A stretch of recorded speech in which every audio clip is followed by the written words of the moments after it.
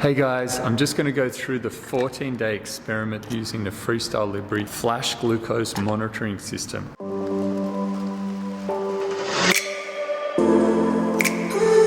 So this is a sensor thing that you pop on here, which is pretty cool. You click it on and then it adheres to the skin. There's a small pin that goes in and that measures the interstitial fluid for your blood glucose. If you've got an iPhone 7 or later, you can just download the app to just scan using your phone. Glucose reading there, 5.1, which is pretty much my average the whole time. And because I'm doing this carnivore diet, it's fascinating for people to understand how well this works for blood sugar. Because I know my blood sugar is fairly stable with that, then doing different experiments to try and throw it around and see how it changes with exercise, see how it changes with sleep. The most important data to get from it is pre and postprandial blood glucose excursion. So what does that mean? Before and after you eat, what happens to your blood glucose? So for me, I'd measure it before. Most of the time I was between 4.5 and 5.2, 5.3.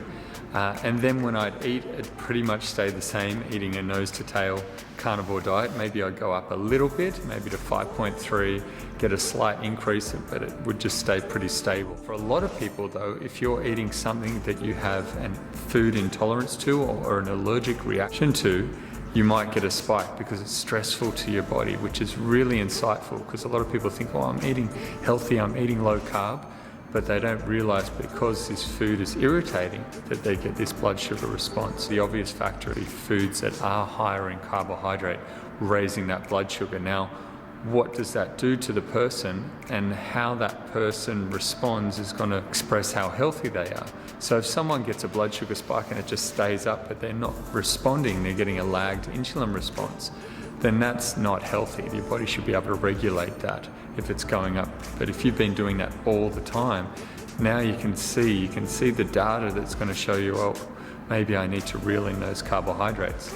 The other component, like for myself, because I'm very insulin sensitive, because I have no ingested carbohydrate, challenge myself with honey. So I had a full tablespoon of honey after dinner, and I just wanted to say, well, what would happen? So I got a mild increase, maybe 0.5. What I did get was an insulin response, and I could feel this sluggishness, feel tired, lethargic, couldn't think clearly, and my blood sugar dropped down after because the insulin overreacted and pulled it all into the cell, which is cool because it means that I'm insulin sensitive and I'm using it. But that low blood sugar that happens to people after they eat high glycemic foods or foods that raise their blood sugar is going to force them to reach for another snack and going to think, okay, well, I'm feeling flat, I'll grab something, and those cravings go up. So understanding those two responses, whether you're going up and then crashing back down and feeling lethargic, or you're going up and staying hyper, so you've got this elevated blood sugar that you can no longer control. This is what's happening world over. We have a metabolic syndrome pandemic. Sweet foods such as fruits and processed grains trigger a reflex in the body for survival. And traditionally, these sweet foods were something that was seasonal, so we didn't have access to them all year round. So binging on them occasionally was not an issue because it would allow us to gain some body fat and store some fuel, and that would allow us to get through times of famine, which is quite cool. But now we have access to these foods all year round, and the fruits that we're eating aren't what they used to be. They're hybridized, where you've just got these big fruits that are full of sugar. We can consume them every day, and they're recommended to us as a healthy food. Then we have all the processed grains that are highly concentrated sugar. Then if you add vegetable oils, so the human body wants to eat fatty foods because they mean nutrition and it means calories, so we enjoy that. But all the fatty foods that we're eating in these processed foods are made from vegetable oils. So the vegetable oils in all the takeout that people are eating are prone to free radical damage, and they damage your body and damage your cells. They also damage the mitochondria, so they don't allow for the mitochondria to use fats and healthy fats, so they make it much harder for people to lose weight. Then we have the salty flavor and then protein as well, which we seek out for nutrition. All the processed foods that are made for us stimulate that reflex for us to want to eat more. So we want to survive, but now we have so much food around us and we have access to it all the time that it's a challenge for people to stop eating. And using this tool, people are able to see the responses that are occurring in the body and realize, hey, well, that's skyrocketing my blood sugar. It's not allowing for me to feel stable energy. Then my blood sugar is coming crashing down and I'm going to want to eat again, and that's why I am, because I can see the blood sugar coming down and I feel lethargic. If you have good stable energy throughout the day and you're eating well, then you don't feel like snacking. You can focus clearly, so you don't need to use stimulants, you don't need to use coffee. Training with the glucose sensor was interesting as well, because I saw that my blood glucose would rise as I would start training. And this allows for my body to perform work, so that's that release of glycogen.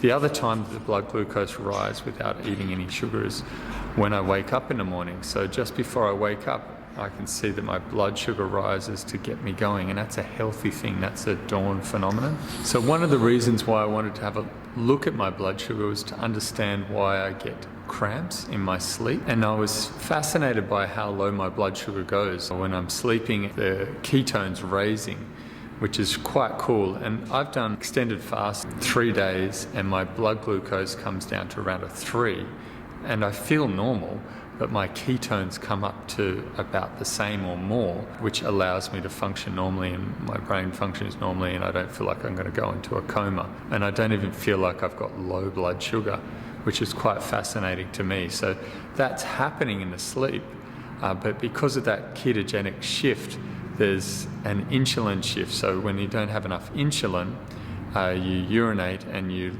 lose minerals, so you lose salt.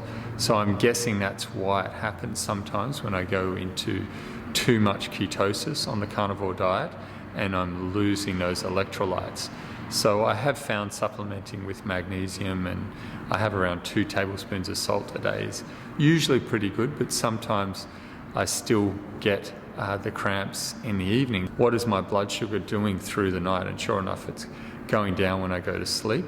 It's fairly stable, and then when I wake up, if I wake up to go to the bathroom in the night, I can see it come up. My average blood glucose was 5.1. It gives you an estimated hemoglobin A1C. For me, it was 4.9. And my highest blood glucose reading was 7.1. Now, I got that from having a hot bath. When I trained, I could get it up to 6.7, 6.9 I got. Sometimes when I trained, I felt like I was training hard, but it didn't go up. Then the lowest that I got it was when I was asleep. It says I went down to a 2, which I'm not sure if that's accurate. I have measured myself at 2.9 with my blood ketones in the past, and I felt normal, but that was because my ketones were right up, and that was in a fasted state after 3 days. Currently, we have a world pandemic of people that are unhealthy metabolically. Now, there's 5 risk factors that we all need to be aware of. 88% of Americans have at least one of these risk factors.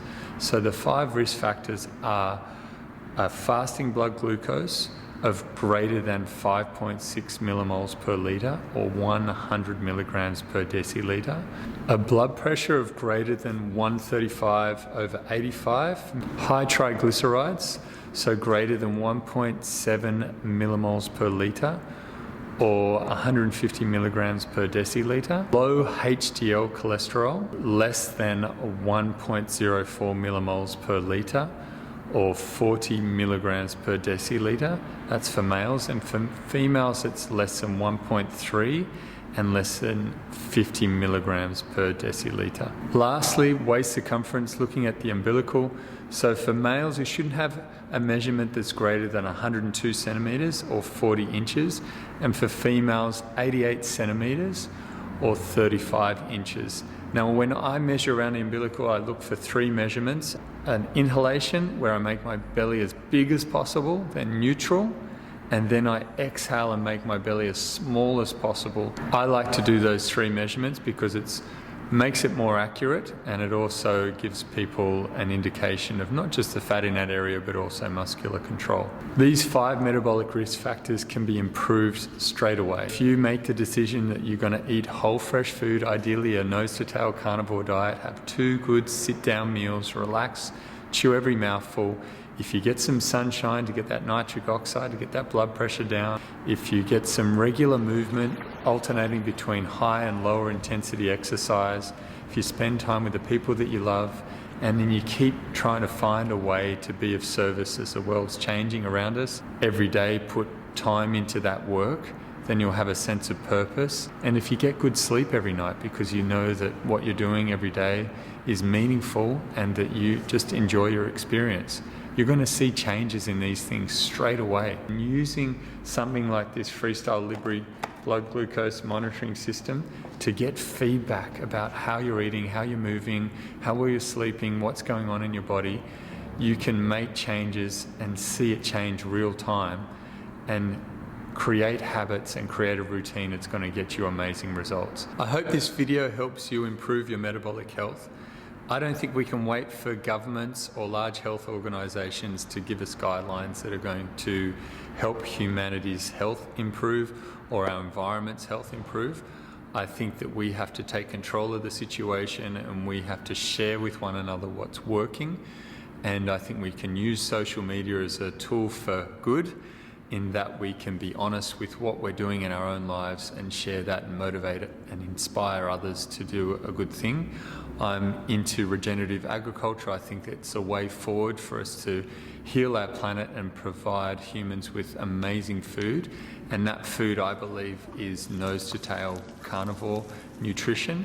I'm not anti-plants altogether. I just think that if we're going to put something into our body and we want to be efficient, then eating the most nutrient-dense, bioavailable food on the planet is the best thing that we can do for our health and for the environment as well.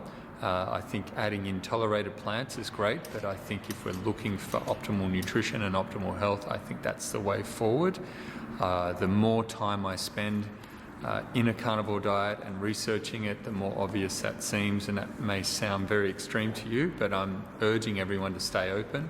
I'm staying open to consuming plants. I'm still experimenting with them. I think they're great as a medicinal component for life, but I think that they're somewhat limited as the main source of nutrition for humans. But that's just my opinion. If you've got an opinion, if you've got different ideas, questions, thoughts, put it in the comments, and I'll see you soon.